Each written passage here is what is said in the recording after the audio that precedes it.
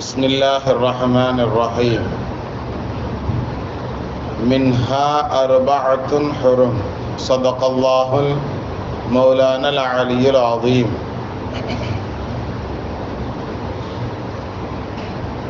அல்லாஹ் நல்லடியார்களே, சூரா தௌபா 9வது சூராவினுடைய 36வது வசனம். இதனுடைய செய்தியை நேற்றைய முன்தினம் நாம் பார்த்தோம். அதனுடைய தொடர்ச்சியாக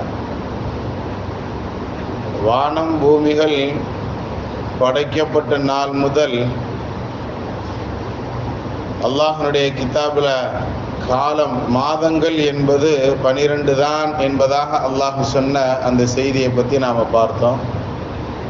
அதனுடைய தொடர்ச்சியாக அல்லாஹ் அந்த வசனத்தை சொல்லி முடிப்பான். மின்ஹா அர்பஅத்துன் ஹுரும். அந்த 12 மாதங்களில் 4 மாதங்கள் ஹுரும், கண்ணியமானவையாகும் என்பதாக அல்லாஹ் சொல்லித் தருவார். மின்ஹா அர்பஅத்துன் ஹுரும். இந்த 4 மாதங்கள் எது அப்படிங்கிறத பற்றி நமக்கு ஹதீஸ்களினுடைய விளக்கமாக சஹாபாக்கள் சொல்லி தரக்கூடிய, இமாம்கள் சொல்லி தரக்கூடிய விஷயங்களை நாம் பார்த்தோம் அப்படின்னு சொன்னால், தொடர்ச்சியாக வரக்கூடிய 3 மாதங்கள் துல்கஅதா, துல்ஹஜ், முஹர்ரம். அதாவது 11வது மாதம், 12வது மாதம், அடுத்து 1வது மாதம். இந்த 3 வரிசையாக வந்துடும். அடுத்து இடையில இருக்கக்கூடிய ரஜபனுடைய மாதம், 7வது மாதமாக இருக்கக்கூடிய ரஜபனுடைய மாதம். ரஜப் 7ஆம் மாதம் தானே? சொல்லுங்க ஜி, எண்ணி பார்த்துட்டீங்க கரெக்டா, மாஷா அல்லாஹ். இந்த 7வது மாதமாக இருக்கக்கூடிய ரஜபனுடைய மாதம். இப்போ மொத்தம் இந்த 4 மாதங்களை அல்லாஹ் ரொம்ப கண்ணியமானவை அப்படின்னு சொல்றான். அதற்கு சொல்வதற்கு எந்த வார்த்தை அல்லாஹ் பயன்படுத்துறான்னா ஹுரும், ஹராம் அப்படிங்கிறதுல இருந்து வரக்கூடிய அந்த பதச்சொல்லை அல்லாஹ் பயன்படுத்துகிறான். ஏன் அந்த வார்த்தையை சொல்லி இருக்கிறான்? கண்ணியத்துக்கு வேற நிறைய வார்த்தைகள் உண்டு. உதாரணத்திற்கு காபத்துல்லா அப்படின்னு எடுத்துக்கிட்டோன்னு சொன்னா, அதனுடைய சுற்று வட்டாரங்கள் ஒரு குறிப்பிட்ட பகுதி வரைக்கும் ஹரம் ஷரீஃப் அப்படின்னு சொல்லுவோம்.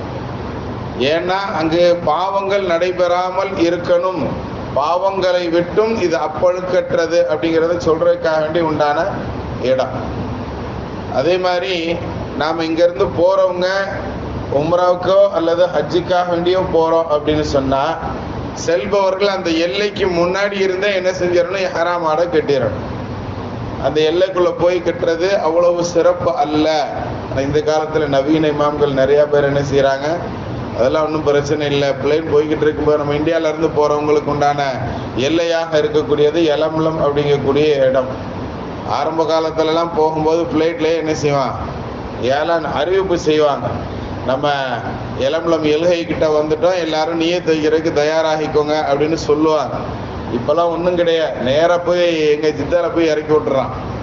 அதனால என்ன செஞ்சிடுறது, பெரும்பகுதியான மக்கள் ஸ்ரீலங்கா வழியாக எல்லாம் எக்கனாமிக் ஃப்ளைட்டுங்கிறதுனால 2 ஃப்ளைட் மாறி போகிறதுனால ஸ்ரீலங்காவிலேருந்தே இஹ்ராம் கட்டி நியத்தை வச்சே ஏறிடுறாங்க. இப்போ உண்டான சூழ்நிலை அப்படித்தான்.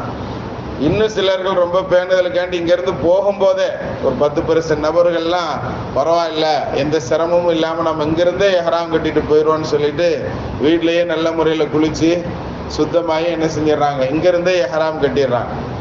இஹ்ராம் ஆடை பெரும்பகுதி நாம் கட்டுறோன்னு சொன்னால், அடுத்து நாம் என்ன செய்கிற மாதிரி இருக்கணும், ஹரம்குள்ள அந்த எல்கைக்குள்ள நுழையிற மாதிரி இருக்கணும். அதுதான் ரொம்ப சிறப்பு.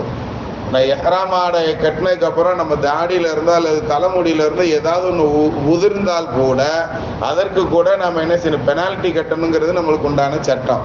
இது இஹ்ராமுடைய ஹுரும், பேரே இஹ்ராம் தான்.